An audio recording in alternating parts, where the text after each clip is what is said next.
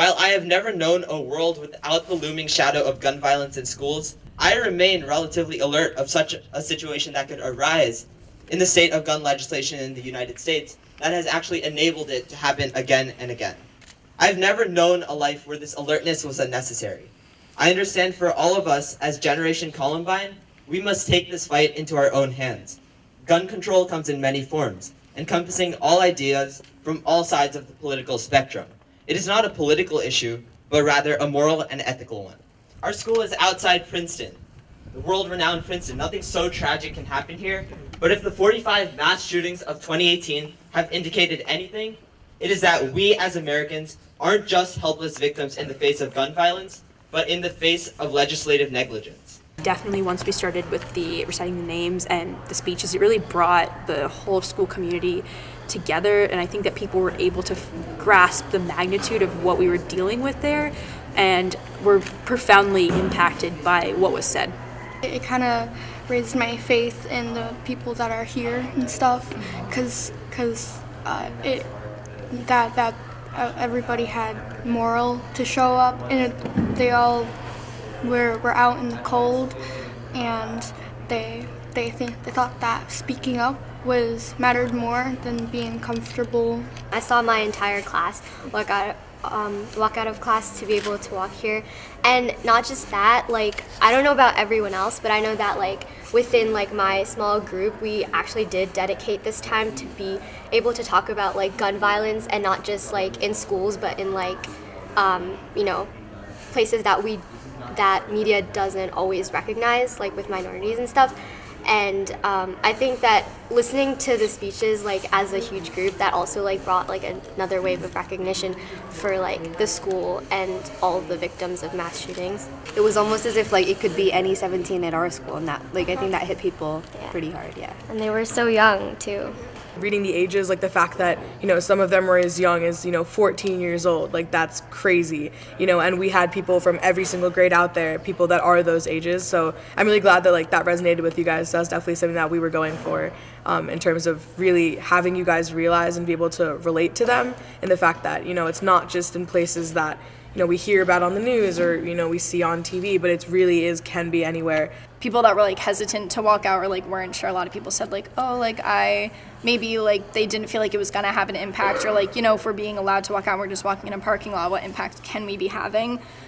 And like a response to that is either like, well, there's a lot of responses, but the main thing I've been saying is like, even if it's not our specific school on national television, we're one of thousands of schools that did it, and we're, even if you don't want to specifically, you still don't think that's important, you still don't think that's an impact, we know that like the kids who went to that school wanted us to do this. They wanted kids to go out and like show that they support them. So it's just like, to me, it goes beyond just like that kind of political or like social thing, but just like a very like moral, like we're connecting to them and saying like, we hear you, like we're here for you.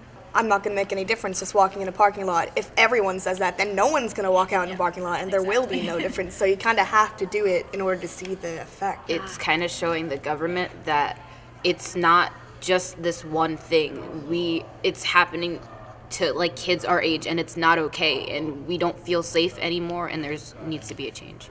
There's a lot of times where kids are like discredited almost, like how could you possibly know anything about this? But because it directly affects us, our safety, it's so nice to see that like we actually have an impact, because we're the most at risk. Our generation is immune to the fact that there are so many school shootings, and it's sometimes treated as a news cycle. So it's interesting to see how the action has been taken so far beyond that, whether it's with the National Walkout or the March for Our Lives, and the awareness and the coverage that this shooting has. So again, the question is basically, how did you feel when you learned about the Parkland shooting, and were your feelings different because you are a high school student? And if they weren't, why or why not? I actually kind of tried to avoid it, because it's like just the horror of facing this kind of grim reality. And also it's like this kind of the straw that breaks the camel's back, but we have already had so many of those. Like with the first school shooting, that was the straw that breaks the camel's back.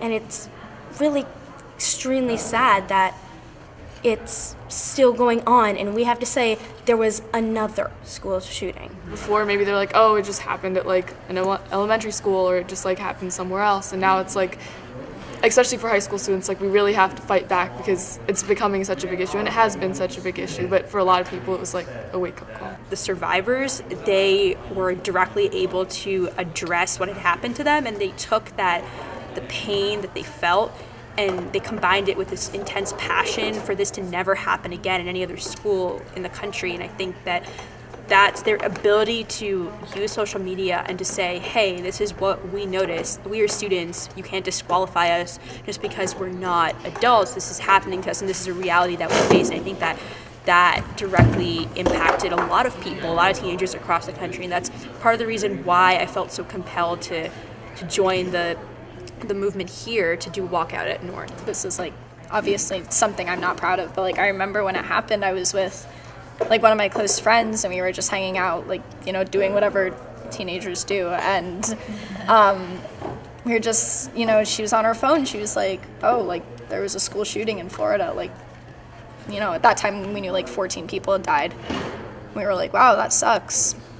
And, you know, we like kept going on, and then like 10 or 15 minutes later, like I got like another news update on my phone, and we like kind of like just sat there for a minute, and we were like, that's sick. Like that happened, and we were just like, yeah, happens, sucks, but like, you know, like, and like Barty said, like it really is like those kids are, they're in a weird way, it was almost like they sacrificed their lives for us to like, and the kids that survived to tell us like this is something we need to change, because if it gets to a point where, you know, 17-year-olds can sit there and see that on their phone and be like, yeah, you know, it happens, like it's sad, but that shouldn't be a regular feeling, and it shouldn't be so like ingrained in us to be okay with it that it just isn't a big deal anymore. It really is sad how we're just immune to it, and then a shooting happens, it gets talked about for a while, and then it stops. But with this one, because the students had done this, it's more opening up the conversation about how there are kids dying from guns, and we need to control this because it can happen anywhere. And they always say like kids' lives, like they're the most important, but they're not. It doesn't feel like they're protecting us like they should. Other events like the Boston Marathon, that was like people got hurt, and I remember when I was in 5th grade, I looked at that and I saw, well, that's like planes going into buildings. Every year we talk about planes going into buildings. That's how the world is. When I was in 5th grade, I didn't even realize that wasn't normal. I looked at it and I was like, hey, planes went into buildings. I haven't lived in a world where planes didn't go into buildings. I haven't lived in a world where explosions at marathons didn't exist. I haven't lived in a world where 17 kids haven't died in school shootings. It's just kind of become like A norm? more of a norm. Yeah, it's disgusting that it's disgusting that it's so normal to us. We're kind of used to death just happening and then nothing being done about it, and then it happening again and nothing being done about it until somebody like actually speaks up and starts something so that we have to pay attention. It's really sad that we've been normalizing people dying in our country and not doing anything about it. And I'm really happy to see that we've been actually doing something. But it's sad that it took this long. When we had the Sandy Hook shooting, I remember being in either 4th or 5th grade, and I was just so terrified. I didn't know what to do. But now, like, the second Parkland shooting happened, I can go search up YouTube videos of people reacting to it, and I think that's a very good thing that has changed, that we have, our generation as a whole has the ability to, like, search things up and get ourselves educated about it so we can do more things like this. As a school and as a community, what issues do you think administration needs to know about? Or how could staff help students feel more safe in an environment of school? Because this is happening to schools around the country, but you know, making the change in your own community is so important. We know how important it is nowadays, and like they got everyone saying, okay, if you're bullied, go tell someone in the high school, and then you get help. But it doesn't really work that way in the lower schools. They kind of, and this, I experienced this actually a lot. They told me I was just being teased, and that's how just the way things were, and like that they can't change anything, and like you're kind of taught thinking, okay, I have to just deal with this. And it never, and sometimes it just doesn't stop, sometimes it stops, sometimes it doesn't. But unless you show the kids that they're there for them at a small age so that they can feel safe, say if they're, when they getting bullied later, so that they can go to someone and that they can get the help and that they don't feel like they need to hurt people. When a kid says something, like, you know, they have to do like so much to be able to prove that like something happened. And you shouldn't just like be like, okay, well, you know, we need to make sure that this and this happened. Like, take kids seriously. Like, if they say something, it's because they saw something or heard something or, you know, went through something, and they need to actually take them seriously. I don't want teachers to come up to me and say like, oh yeah, we know what we're doing, you'll be perfectly safe if somebody comes in here with a gun. Like, I know that's not true. We have these procedures. We just had something during lunch where we had to go and make sure we were safe in case somebody came in during lunch. Like, I know I might not be safe. Don't just tell me that everything's going to be perfectly fine because it's foolproof. The plan's not foolproof. We need to stay together as a community and end this for good. A lot of times a kid might be like, oh, I'm feeling this way, or like, I'm like thinking about these things, and someone's like, oh, you'll just get over it, it's fine, you don't actually have a problem. But a lot of times they do actually have a problem, and it's something that us as a society, we still don't see it that way. We see it as someone just saying something, but we should see it as an actual problem and try to help these people without making them feel like they're doing something wrong. The language that the students themselves use is like just really not okay, because you know, a lot of people joke about mental illness, they joke about suicide, they joke about shootings, and I think that's part of, you know, what we were saying, that we've all just been part of this since we've been growing up, that's kind of all we know, and it's become part of like our communication, our language, and things like that. But you know, what we can change, like, is like, there are things that we can change, right? And there are things that, like, we're starting this conversation, like, if we feel it, like, just the people in this room right now, there are definitely, like, hundreds and hundreds of more kids at this school, throughout the district, and schools around the country that are probably feeling the same way, but don't know what to do about it. So in terms of, like, what you guys, like, specifically would want to see change, like, whether it's just, like, an issue or, like, what you would like to, you know, tell admin, or like something that you think would be in the control of like the school, or like something that, some kind of measure that they could take or something they could do to kind of better a lot of the things that you were talking about. Like, do any of you guys have any ideas, or like something that you wish you had when you were in a younger grade, or something that you wish you had at North right now? I know a lot of you are freshmen, but one of the sophomore teachers, Mr. Romero, for his class, and I'm his TA, and like I was in his class last year, and we practiced just like the week of Parkland, that every year he has the students learn that in his class, instead of just getting up and going to the corner, they get all their stuff, put everything in closets, then go in the corner. Makes it look like there's no one in the room, because, you know, the less likely it is someone's in the room, less likely someone's going to try and break down the door. And like, obviously that's like scary and a sad thing to think about, and definitely while it was happening, the kids were like, well, this is sad, we don't want to do this. But like, at the end of it, he had, you know, he talked to them about it. He was like, you know, we can talk about it, like, if you're really upset about it, or if you have a problem with it. And they were like, no, we honestly feel safer now. And I think that that's like a really effective way, or like a more effective way than like what we currently have, because it does make you feel like, you know, when we all go sit in the corner, like, yeah, they can't see us, but if there's a backpack at every chair and papers on the tables, like, what are the odds all the kids got up and walked out of the room? There's no point in hiding if all your stuff is right there. Like, the people who, like, shooters, they know what lockdowns are. It's not like they're, like, immune to that. They know what it is, so they could just easily know that students are there. I was thinking about, like, social media, about how, like, there were kids that were recording what happened, and there were, like, adults tweeting about that, like, oh, why are you doing this when this is happening? And they retaliated, and they were saying that they had called 911 so much that 911 had told them that they had to stop. And so I think it is kind of good. It's terrible that it happened, but that the fact that they recorded it to show that this is actually happening, it's not a joke. And there are people who are saying that this is faked, and I feel like that's really messed up too. We need to be able to build a society that we want to live in and that we can survive in. Just because they aren't going to be around for it doesn't mean that they shouldn't be listening to us when we're going to have to grow up into it. New Jersey does have a lot of strict laws relating to guns, a lot of anti-bullying laws, but there's so much more that we can do, and we can still serve as an example to the rest of the country about the positive things that can come out of legislative action. And I think that people should definitely get involved, call their legislators, vote in the upcoming elections. That's really important. and then just make their voice heard. I think a lot of times we're used to telling ourselves that we don't matter and we're insignificant because we're not old enough or we're not smart enough or we don't know enough about something, but that's not true. I think the students in Parkland have shown us, and I think that the rest of High School North has shown us through the walkout, that if we stand up and make our voices heard and say that we don't stand for this, people will listen.